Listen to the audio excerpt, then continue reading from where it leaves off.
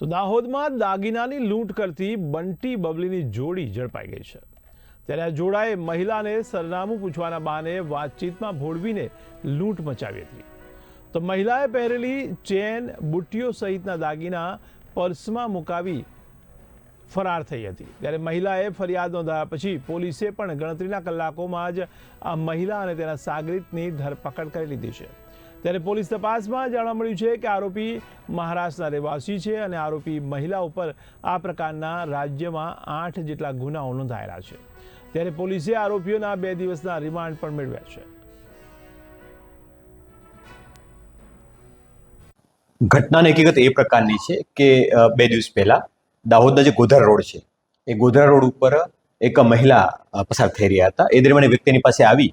અને એવું કીધેલું કે દવાખાના રસ્તો ક્યાં છે ને પૂછતાછ કરેલી। એ દરમિયાન અન્ય પણ બેન આવી ગયેલા અને પછી વાતચીતમાં જણાવેલું કે ભાઈ તમારા ઘરણા કે જે છે એ તમે બેગમાં મૂકી દો, આગળ કોઈ ખરાબ લોકો છે એમ આ પ્રકારે વાતચીત કરી ભરોસામાં લઈ અને પછી નજર ચૂકવી અને એમની પાસે જે કાનમાં પહેરવાની બુટીઓ હતી, મંગળસૂત્ર હતું, ચાંદીની વસ્તુ, તમામ વસ્તુઓ છે કઢાવી અને એક થેલીમાં મુકાવી હતી અને પછી એ નજર ચૂકવી અને ભરોસામાં લઈ અને વસ્તુ લઈને નાસી ગયા હતા।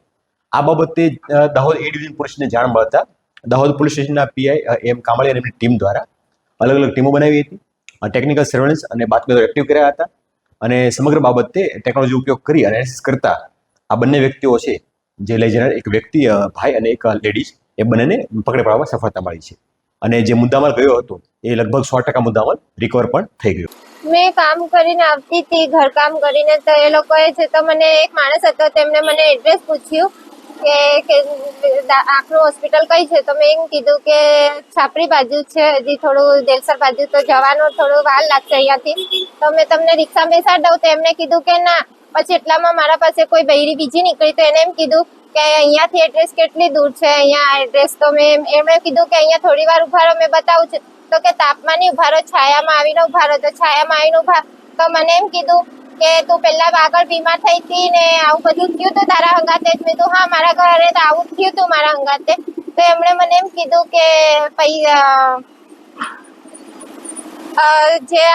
એમણે મને હાથમાંથી પાણી ને એવું બધું કાઢીને મને બતાવ્યું। પછી મને એમ કીધું કે આ તારું બધું પહેરેલું છે, રસીકરણ કર્યું, મને પછી મને એવું બધું કઈ યાદ નથી, એમણે મને બધું કાઢવા કીધું તો મેં જાતે કાઢી દીધું અને પછી કાઢીને મને એમ કે આ રૂમાલમાં બાંધી દે, તો મેં રૂમાલમાં બાંધી દીધું અને મને નીચે બેસાડી દીધી। નીચે બેસાડીને પછી એ લોકો પાછળ મને ફરીને જોવા કીધું, તો મેં પાછળ ફરીને જોતી હતી, મને 11 થાંભલા ગણવા કીધા અને પછી એ લોકો પછી કઈ ગાયબ થયા એ મને નહીં ખબર ને સફેદ શર્ટ પહેરેલો છે અને પેન્ટ ને બૂટ પહેરેલા છે,